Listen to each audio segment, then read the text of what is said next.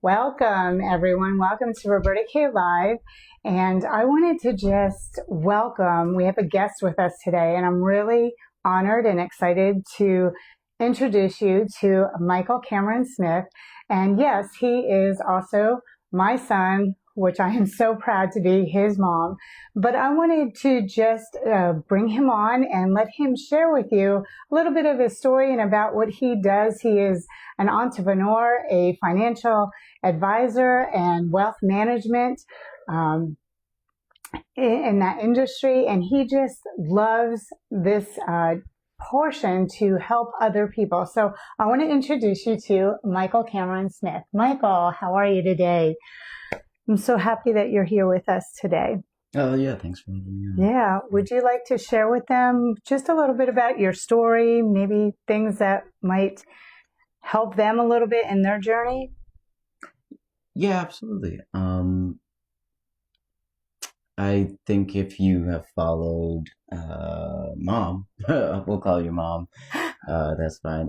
For a while, you understand a little bit of our story with passing my father when I was 14.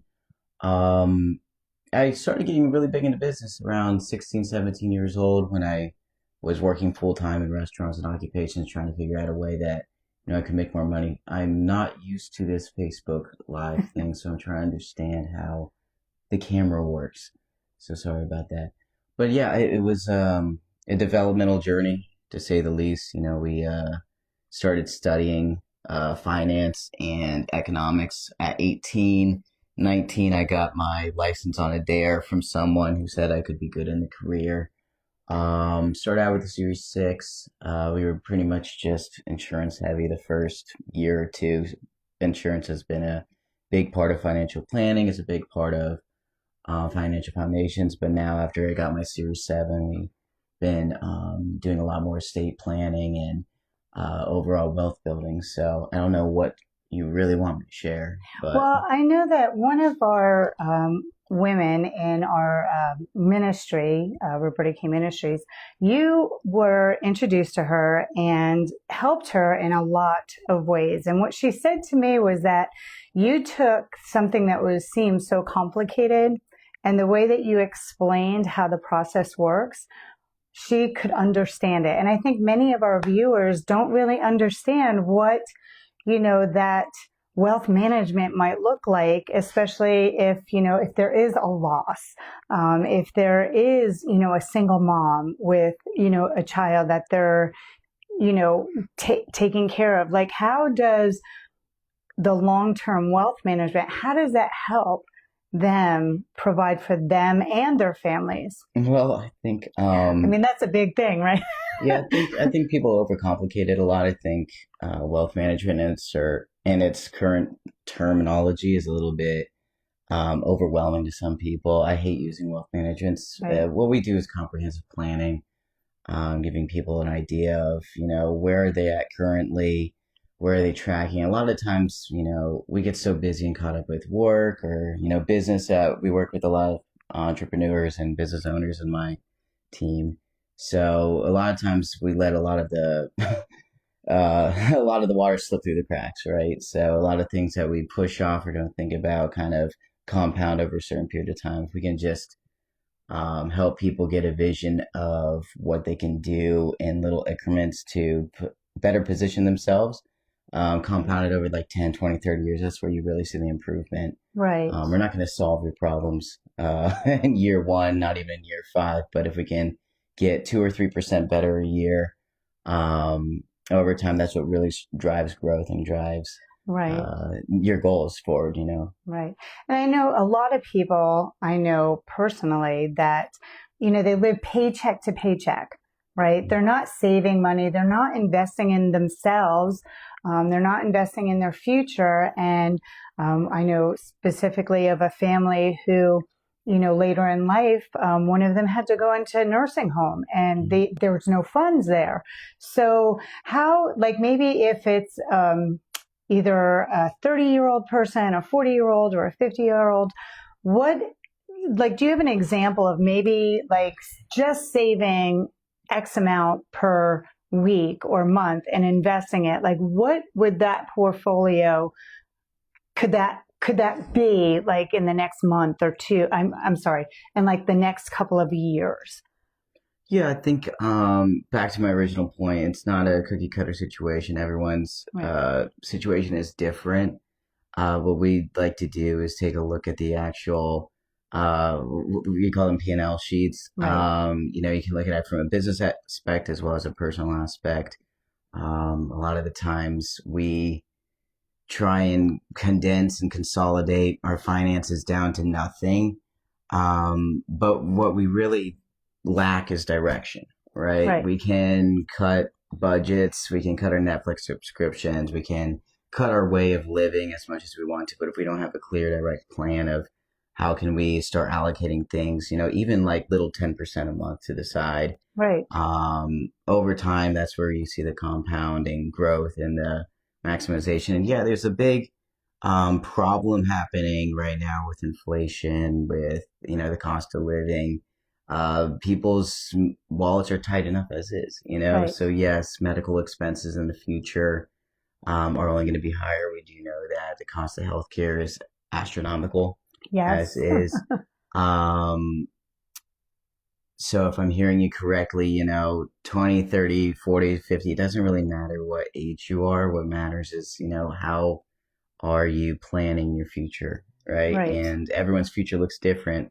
Some people might not want to have a house when they retire. Some people might not want to have a lot of assets. They might want to just be Right. able to live life. And a good thing a mentor of mine taught me is sometimes that it's not about giving people an idea of a future, but finding out what lifestyle they want to live, and then we can complement our planning to Right. that instead.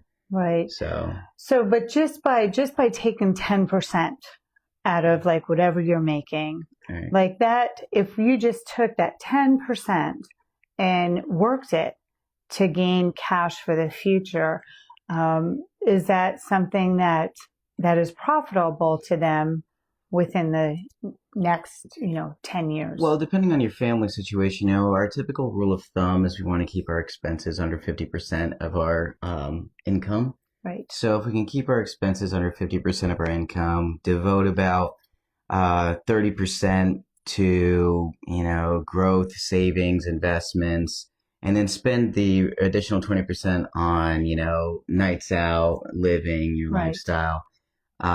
Over time, if you can be consistent of 30% of your income going towards some kind of saving allocation, hopefully from there, you want it's complex, but you want to break down that 30% into like cash savings, alternate savings, retirement savings, wealth building, or even assets. Like a lot of people like to buy assets, Right. real estate, commodities, stuff like that. That Right. can be part of your savings plan. But I'd say the 50-30-20 rule is where we generally base everything off of. And then we go from age, right? Because if you're, 40s, in your 40s, 50s, 60s, Right. and a little bit behind, we're going to have to allocate a little bit differently and maybe adjust your lifestyle currently to, Right. help match those goals. Right. But Exactly. there's no direct answer for that. 10% of someone's income could make or break their year. And that's just the unfortunate reality of things is depending on how big your family is, we don't know what the future holds. Right. So, Exactly. But it is important for our viewers to understand that they need to get a game plan now, right? For their future. preferably, yes. yeah. I mean, Yes. hopefully, if you're into sports like I am, you just don't walk onto the field without some sort of playbook. Right. Exactly. Right. You want to have some kind of idea of your options and what could go wrong and what could potentially go even better than Right. you imagined. But I think, the game plan is very important to have. And it's one thing that people kind of push away a lot of Yes. the times is, hey, checking in quarterly. How are we doing on a P&L basis? How are we doing on our goals basis? It all, if we can micromanage our effort, we can maximize our results. So, Right. Which that makes sense. And for our viewers, some of you may know my story, may not. But my husband passed away, Michael's father, very close. and And at that time, we didn't plan for the future. We had no plan in progress. I mean, we had a business, but, complications can come into businesses too, which did ours. Like we lost basically tens of thousands of dollars in our business a month after my husband passed away. So he did not have anything planned for us if he was gone, anything planned for our future. We never really made anything of planning at all. And it really put us back as a family, me as a mom, and becoming a single mom and having to, delegate everything and kind of maneuver everything. It's been rough. So I want to encourage you, if you don't have a financial plan for your future, if you're kind of stuck in that, living paycheck to paycheck and just running the mousetrap, I want to encourage you to get yourself somebody that can help you to plan. And Michael, if you what ways can you help plan? I know that you do some life insurance, but you also do like long-term goals. You do investing plans and that. Is there something that you want to share with them that maybe you could help them with? No, like I said, we do comprehensive financial planning that goes down to as simple as risk management, estate planning, will planning. Okay. We do a lot of asset planning now too as well, because, the more assets you have, the more liability you have. We do a comprehensive, business portfolio planning. It's really at whatever stage of life, Right. you're in. If you just are unsure about where you stand, that's where my team can really help in. Yeah, we have products. Yeah, we have investment accounts. We have solo Ks that we can offer. We can help you with your business entity setup. We can, Right. help design and strategize, your estate, and maximize your compensation, not only from your employer, but from yourself. And I think sometimes the best way you can pay yourself is just to have an idea of where you stand. So Right. yes, we offer pretty much everything under the sun, but at the core of it, we're here to educate. Exactly. So it's more like, consulting, like looking at where they're at and trying to make a game plan with them, right? We take a 30,000-foot view approach with everyone in our first onboarding sessions. And then, once we get through the 30,000 view, then we can go a little bit more nitty gritty and break down the numbers as far as what's actually going on in the engine. So it's very, it's a very thorough process. It's a elongated process. And for everyone, at different stages of life is a different thing. Sometimes we just help people navigate, where they currently at. Sometimes we do the implementing. A lot of times we don't do the implementing, but at least people walk away from the conversation a little bit more educated, and that's how we win.